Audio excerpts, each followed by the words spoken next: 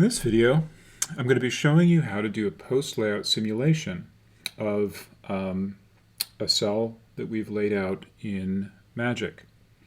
So the first thing to do is to modify our current mirror diffamp layout and to write out a Spice netlist. So let's bring up a terminal and cd documents cm diffamp, and there is the magic file, so we'll magic cm diffamp.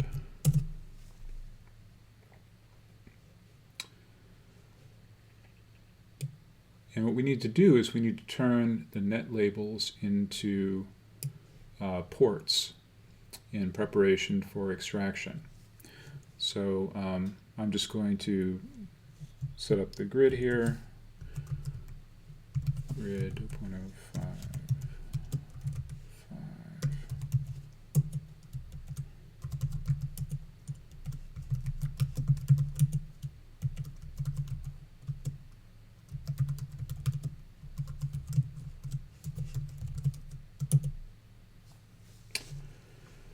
And we're going to set these up in the order that matches the ordering of the pins in the symbol that we made for Xschem.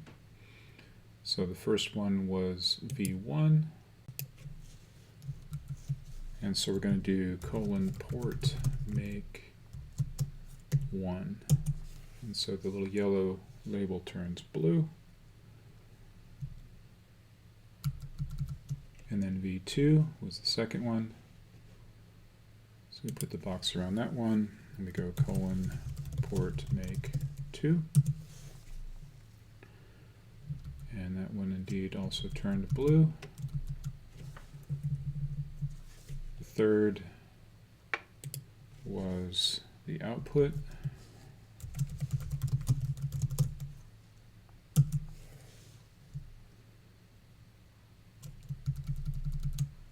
The fourth is the bias.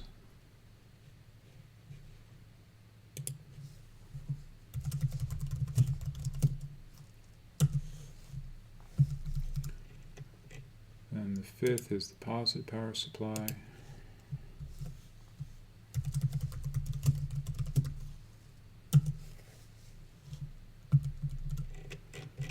And the sixth is the negative power supply.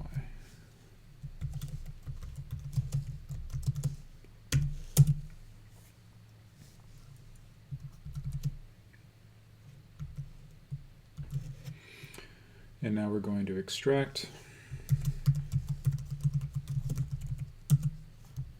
and set up Xspice.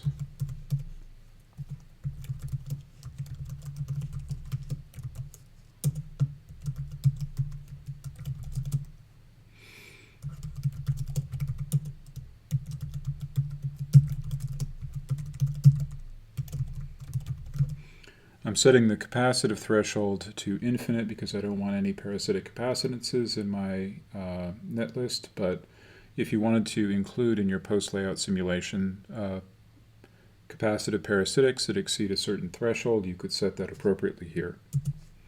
And then we're going to run Xspice. Alright, so we're going to save that, and we'll exit Magic. And so now we should have a Spice netlist, cm diffamp.spice, that we just extracted. And let's take a look at that.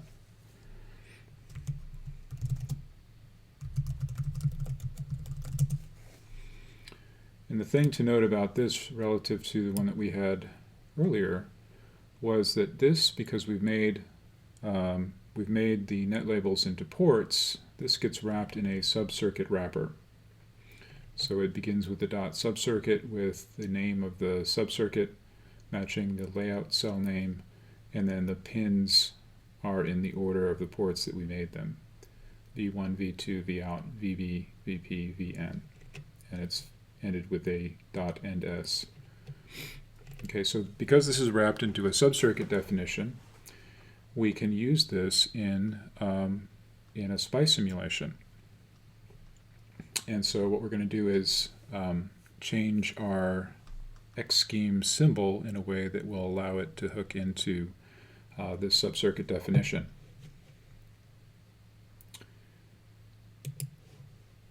Okay, so we're gonna do the nested DC transfer sweep analysis example that we did in a couple of videos ago. And so we're going to do Xschem cmdiffamp vtc.sch.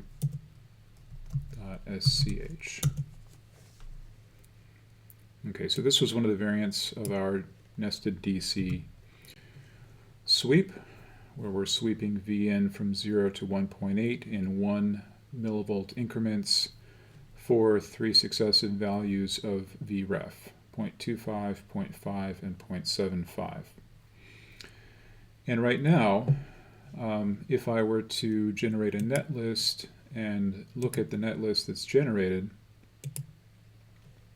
one of the things that you'll see is up here at the top level, here's my subcircuit instance definition here with the nets that I've connected up in my test harness to the various pins of the cmdiffamp. And then down here we have a subcircuit definition which is generated from the schematic representation of our current mirror diffamp. This was the layout-driven schematic that we had labeled each transistor with the subunits with A, B, C, D, and so on. So the first thing we need to do is to change the symbol that's associated with this current mirror diffamp in a fairly simple way. So we're going to open up that symbol.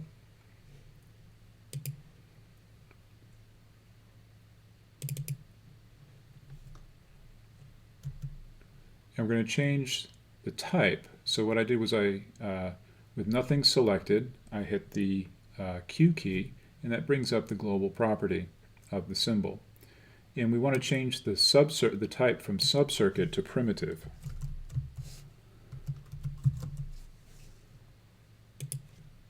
And if we save this, and then go back to our VTC, and we re-netlist and look at the netlist that's generated, we'll see a difference right away. So it's much shorter. We still have our subcircuit instance here, the same way as it was before, but it doesn't write out the subcircuit definition from the schematic, from the transistor level schematic file that we had created. And so if we were to run this, it would, after it spends like a minute parsing the model file, it would end the simulation and say that it didn't know what defined the subcircuit cmdiffamp. And so what we have to do is we have to include the SPICE file that we extracted from Magic. And that will include the subcircuit definition. And we'll be able to actually run the simulation. So to do that, all we have to do is add to our set of SPICE directives here an include statement. So we go .include, and we actually have to put the full path name in because the, if you like, the working directory for Xschem is the .xschem/simulations and not the documents cmdiffamp directory that my schematic is living in. So one could put the Magic netlist into the .xschem/simulations directory if one wanted to, but it's just as easy to include the path name twiddle documents or twiddle/documents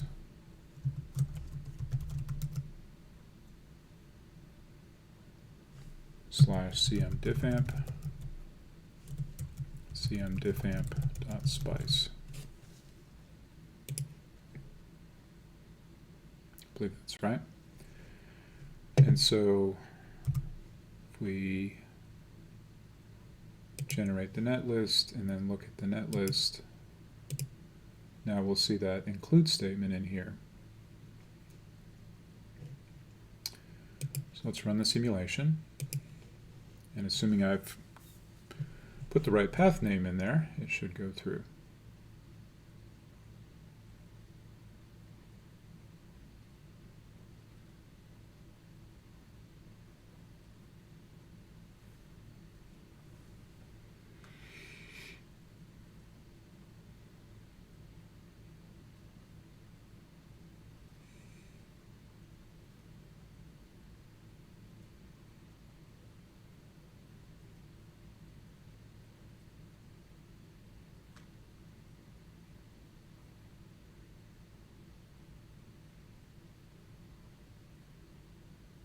And there's our VTCs.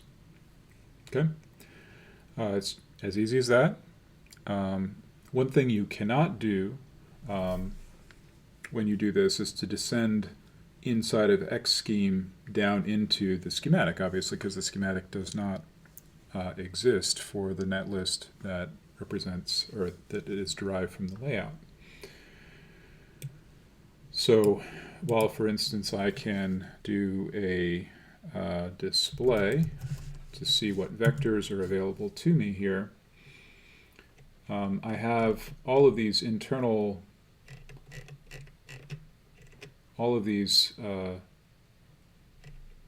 access to all of these vectors that include internal nets inside of the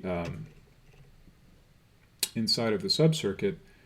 I would have to figure out what these different nodes are by looking at the net list to figure out what these node names correspond to, or I would have to label them appropriately inside of Magic in order to actually make sense of trying to plot the internal nets if I needed to for some reason. So, but that's it. I can export this data or these results to a text file using the wrdata command. I could import them into some other tool for further analysis, just like you can simulations done on schematics that you create. So that's it. Thanks for watching.